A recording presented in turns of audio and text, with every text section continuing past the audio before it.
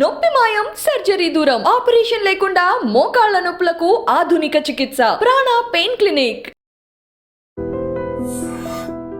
Welcome to iDream. It's me Anusha Komal. ఇవాళ మనం వచ్చేసాం ప్రాణ పెయిన్ క్లినిక్ అత్తాపూర్.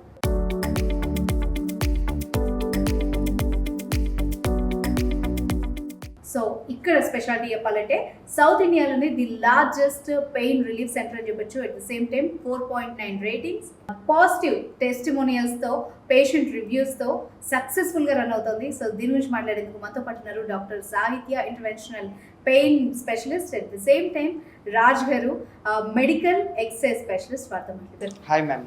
ఎక్కువగా మనం వింటున్నాం కీళ్ళవాతం కానీ, రుమటాయిడ్ ఆర్థరైటిస్ కానీ.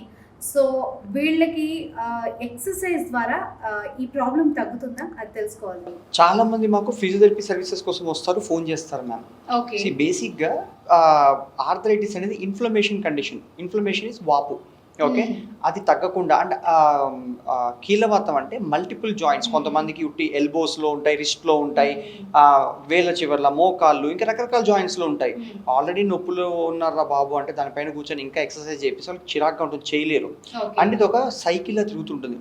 నొప్పులు ఎక్కువ ఉంటాయి, ఎక్సర్సైజ్ చేయలేరు, దానివల్ల బరువు పెరుగుతారు, ఆ మోయాల్సింది మళ్ళీ జాయింట్లే, మళ్ళీ నొప్పులు వస్తూ ఉంటాయి. And information is wealth. ఎందుకంటే మేడం చిన్న 35, 40, 30స్లో ఉన్న వాళ్ళకి రుమటాయిడ్ ఆర్థరైటిస్ ఉంటే మోకాలు చిన్న ఏజ్లో అరిగిపోతుంది. కొంతమందికి తెలియని కూడా తెలియదు, ఇంకా కీళ్ళవాతం లేదు, ఎందుకంటే వాళ్ళు కుట్టి మోకాలు అరిగి మోకాలు నొప్పుల్లోనే వస్తారనమాట. కానీ చిన్నగా ఉన్నప్పుడు 30-35లోనే మోకాలు పోగొట్టేసుకుంటారు. 30-35లో ఏంటి, ఇక్కడ అతి యంగెస్ట్ వచ్చింది 16 years పాప. ఓకే. ఎలా? సో తనకి సడన్ గా తన హాస్టల్లో ఉంది, కాళ్ళ వాపు వచ్చేసింది అనమాట. ఓకే. సో ఒక రోజు కాళ్ళు ఈడ్చుకుంటూ వచ్చింది చిన్న పాప. సో చూస్తే స్కాన్ చేసి చూసి ఎక్స్రే కూడా తీశారనమాట.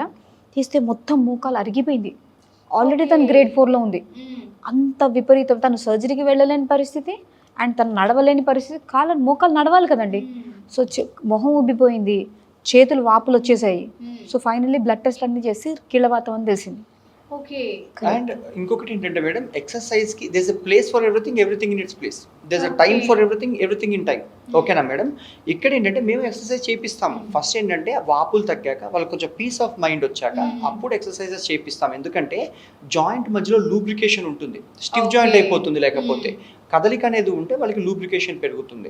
అండ్ వీళ్ళకి చలికాలంలో కూడా వీళ్ళకి సర్టన్ రికమెండేషన్స్ ఉంటాయి. ఎట్లా అంటే థర్మల్ క్లోతింగ్ వేసుకోవడము, వులెన్ క్లోతింగ్ వేసుకోవడము, గోరువెచ్చటి నీటితో స్నానం చేశాక ఆ జాయింట్కి వామ్త్ వస్తుంది, వెచ్చదనం వస్తుంది, అప్పుడు చేయడము. And nutrition will play a very critical role. ఎందుకంటే ఒకప్పుడు మీరు హాస్పిటల్స్కి వెళ్తే బత్తాయిలు తీసుకెళ్లేవాళ్ళు కానీ గుమ్మడికాయలను, పుచ్చకాయలు తీసుకెళ్ళరు, right? So anti inflammatory foods వీళ్ళకి చాలా హెల్ప్ అవుతాయి. ఓకే. అది కూడా ఓవరాల్ క్యాలరీ ఇంటేక్లో ఉండాలి. అంటే ఇష్టం వచ్చినట్టు తినేయకుండా, బరువు పెరగకుండా ఇక్కడ ఒక డాక్టర్, డైటీషియన్, ఫిజియోథెరపిస్ట్, ట్రైనర్ కలిసి పనిచేసి ఇంటర్వెన్షన్స్తో ఫస్ట్ పెయిన్ తగ్గించి అసిస్ట్ చేసి, ఇంత పెద్ద టీం, మా దగ్గర 75 people టీం ఉంటారు.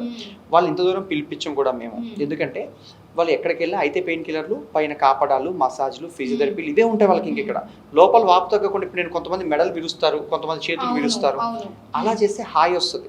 సో అలా హాయిగా ఉన్నంతసేపు వీళ్ళు క్రానిక్ మెడికేషన్ సంవత్సరాల తరబడి ఉన్న వాళ్ళకి ఇంత దూరం కూడా మేము పిలిపించాం అన్నమాట. సో మిమ్మల్ని కన్సల్ట్ అవ్వాలంటే ఎలా మరి? వాళ్ళు దూరం నుండి రాలేని వాళ్ళు కనుక, పెయిన్ ఎక్కువ ఉన్న వాళ్ళు కనుక కన్సల్ట్ అవ్వాలంటే? సో ఫస్ట్ డయాగ్నోసిస్ అంటే వీళ్ళకి చాలా మంది ప్రిస్క్రిప్షన్స్ ఇవన్నీ ఉంటాయి. అండ్ రీసెంట్ ఎక్స్రేస్ కానీ ఏమైనా ఉన్నా కూడా ఫస్ట్ మేము OP consultation free of cost ఉంటుంది. Just phone call. ఇక్కడ మేము ఫోన్ కాల్స్ ఫిల్టర్ చేస్తుంటాం. రోజుకి ఆల్మోస్ట్ 1400-1500 ఫోన్ కాల్స్ వస్తుంటాయి. అందులో ఈ కీళ్ళవాతం సీజన్ ఇప్పుడు స్టార్ట్ అయిందనమాట. సో వాళ్ళు చాలా మంది ఫోన్ చేస్తూ ఉంటారు. అయితే ఇక్కడ డాక్టర్స్, ఫిజియోథెరపిస్ట్ అండ్ డైటీషియన్స్ వీళ్ళు అందరూ సర్టిఫైడ్, క్వాలిఫైడ్ పీపుల్ కాల్స్ మాట్లాడి అవన్నీ ఫిల్టర్ చేస్తారు.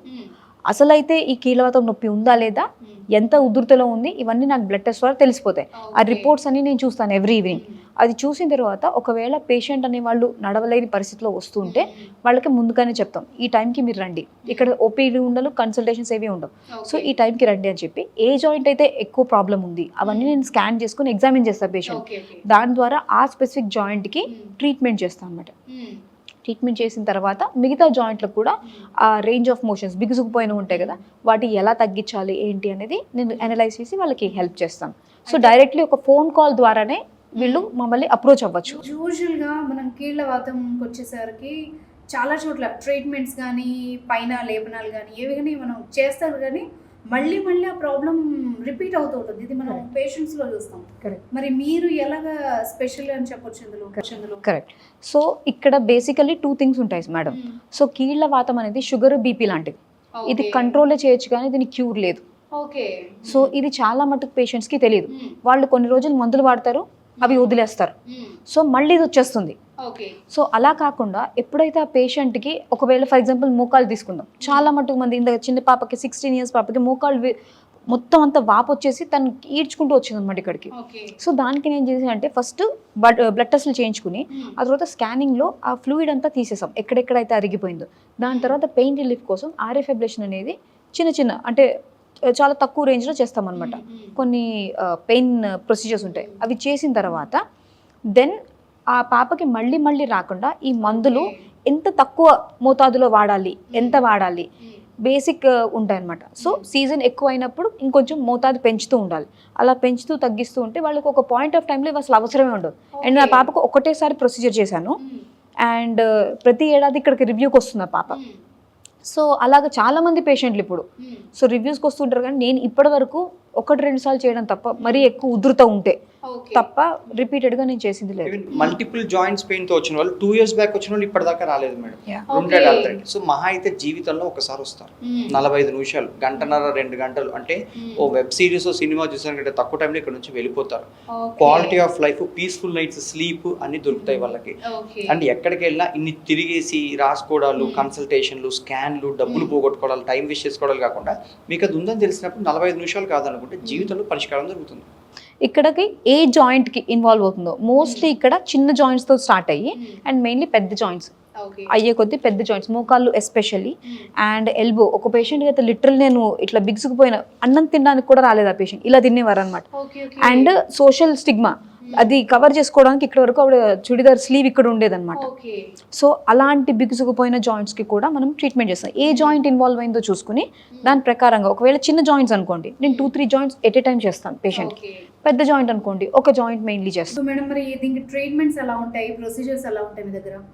సో నేను మీకు చెప్పడం కన్నా ప్రొసీజర్ ఎలా చేస్తానో చూపిస్తే మీకు ఇంకా క్లారిటీ ఉంటుంది. లైవ్ లో చూపిస్తారు. కరెక్ట్.